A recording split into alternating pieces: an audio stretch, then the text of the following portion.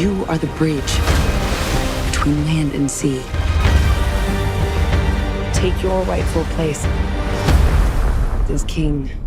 여러분 안녕하세요, 삐맨입니다. 2018년의 마지막을 책임질 히어로 영화 아쿠아맨의 개봉일이 얼마 남지 않았는데요. 많은 분들이 보시게 될 영화일 만큼 오늘은 아쿠아맨을 총정리해보려고 합니다. 우선 아쿠아맨의 실사화를 예고하며 처음으로 그 모습을 드러낸 것은 영화 배트맨 대 슈퍼맨 저스티스에 시작되었습니다. DC의 저스티스 리그의 출범을 본격적으로 예고한 영화인 만큼 많은 이들의 관심을 불러왔는데요. 배트맨이 훔친 정보로 정체가 드러난 원더우먼, 플래시, 사이보그, 그리고 아쿠아맨은 그 라인업만으로도 기대됐습니다.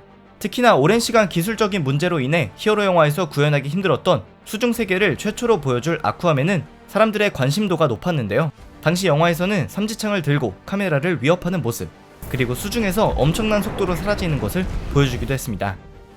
본격적으로 아쿠아맨, 즉 아서 커리의 존재가 드러나기 시작한 것은 2017년에 개봉한 영화 저스티스 리그 때였습니다. 긴 머리에 눈에 띄는 청록색 눈동자, 그리고 근육질 신체는 그가 스스로 아쿠아맨이라고 말하지 않아도 굉장한 카리스마를 보여주었는데요. 그 위압감과는 별개로 그는 배고픔에 굶주린 인간들을 위해 오랜 시간 도움을 주기도 하는 자애로운 면을 갖고 있기도 했습니다. 한편 지구 바깥에 알 수 없는 존재들이 곧 들이닥칠 것을 예감한 배트맨이 아쿠아맨에게 함께 싸우자고 부탁했지만 그는 끝까지 자신에 관한 한 아무것도 간섭하지 말 것을 분명히 했습니다.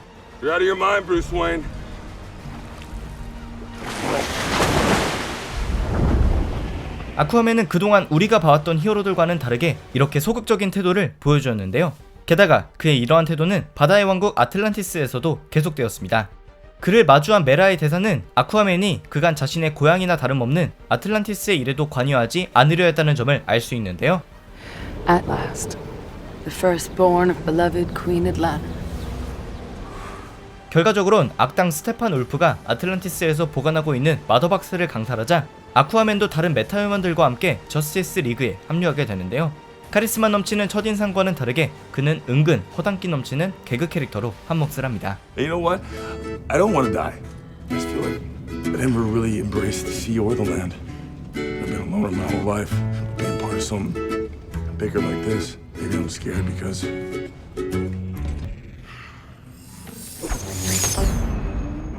한편 저스티스 리그에서는 아쿠아맨에 대한 능력들이 잠깐씩 보여줬는데요. 바다의 왕이 될 수 있는 자질을 갖고 있는 아서 커리이기 때문에 물속에서 자유롭게 헤엄치거나 삼지창으로 물을 막는 모습 등은 그의 잠재력을 충분히 보여주었습니다. 게다가 배트맨이 물고기와 대화를 할 수 있냐는 질문에 그는 이렇게 대답했는데요. Do you talk to fish? The water does the talking.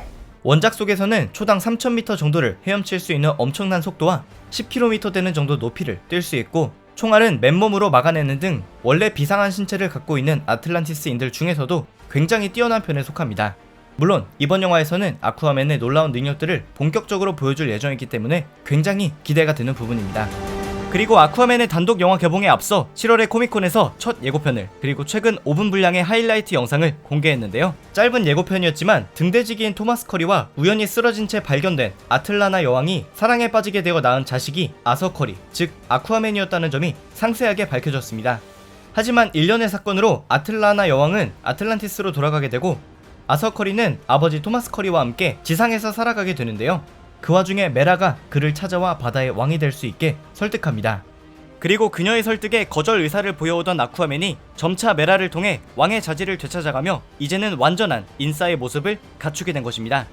한편 저스티스 리그에서 물을 다스리는 능력으로 깊은 인상을 남긴 메라는 DC 코믹스에서 가장 강한 여성 히어로 중 한 명으로도 유명한데요.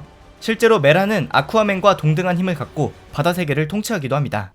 DC 리버스 코믹스를 참고해보면 아쿠아맨이 왕자에서 쫓겨난 뒤에 권력을 잡은 오션 마스터를 쓰러뜨리고 메라가 아틀란티스의 왕이 되기도 하는데요. 영화에서는 아쿠아맨과 메라가 함께 오션 마스터와의 대결을 위해 아틀란티스와 고대 유물을 마치 인디아나 존스처럼 찾아 나서는 것으로 알려져 있습니다. Show off. 게다가 영화 속에서는 아쿠아맨과 메라 이외에도 그와 관련된 많은 캐릭터들이 등장하는데요. 그의 아버지 토마스 커리, 어머니 아틀라나 여왕, 왕권을 두고 다툼을 하게 될 형제 옴에게 사주를 받았으며 이번 아쿠아맨의 대표적인 악당인 블랙 멘타, 그리고 아서 커리를 훈련시키고 평생의 멘토가 될 벌코까지 등장합니다.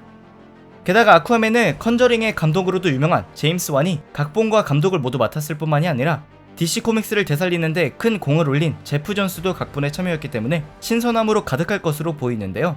마침내 구현된 심해의 아틀란티스 왕국의 모습과 더불어 수중과 육지를 넘나드는 다양한 액션을 기대해도 좋을 것 같습니다.